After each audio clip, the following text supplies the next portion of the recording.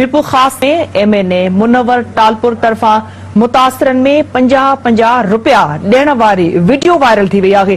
जी मासी बिल्कुल यह गाल हकीकत है। MPA मुनव्वर बोर्ड मुतासरन जो दौरो कियो। हुन पंजे दौरे दौरान बोर्ड मुतासरन में कैश रकम तक़सीम कई, जेका एक वरी रकम हुई जेका कैश रकम की सूरत में उन तक़सीम कई। तकरीबन 50-50 रुपया फी माण्हू खे उन कैश रकम ॾिनी। यकीनन हिन जे अहिड़े सुठे कदम जी तारीफ़ कजे थी ऐं सखावत जा जेके रिकॉर्ड हुया उहे तमाम हिन सभु टोड़े छॾिया आहिनि।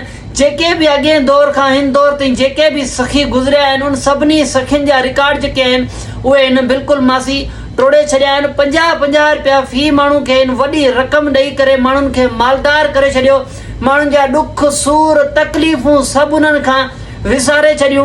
यकीनन एॾी वॾी कैश रक़म जेकी आहे गरीब मिसकीन माण्हू जे लाइ वॾी अहमियत थी रखे। 50-50 रुपया को थोरी रक़म न आहे। इन रक़म सां माण्हुनि जा ॾुख सूर तकलीफ़ूं ज़रूर ख़तम थी वेंदियूं। माण्हुनि जा जेके अजाड था घर ड्रथा माण्हू बेघर थी विया उहे पंहिंजा घर ठहिराए सघंदा, उहे पंहिंजे लाइ खाध खुराक जो सामान वठी सघंदा।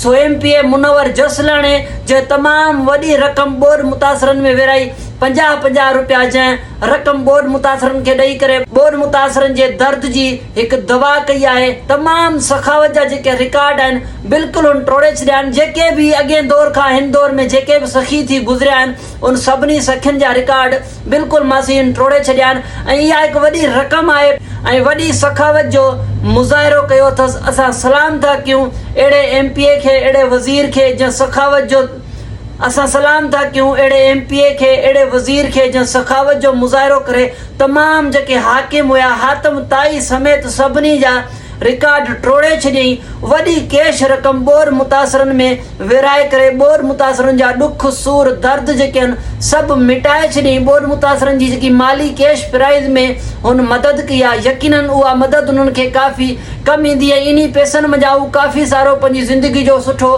गुज़र सफ़र करे सघनि था। सो मासी इहो हिकु बहितरीनु कमु कयो आहे MPA मुनव्वर साहब। सो अहिड़े सुठे कम जी मासी दाद ॾियणु घुरिजे ऐं अहिड़े सुठे कम जी तारीफ़ करणु घुरिजे ऐं ॿियनि वज़ीरनि खे बि घुरिजे त MPA मुनव्वर खां सिखनि ऐं उनजे नक्शे क़दम ते हली करे 50-50 रुपया फी माण्हू में तक़सीम कनि त जीअं माण्हू पंहिंजो गुज़र सफ़र करे सघनि। जी मासी।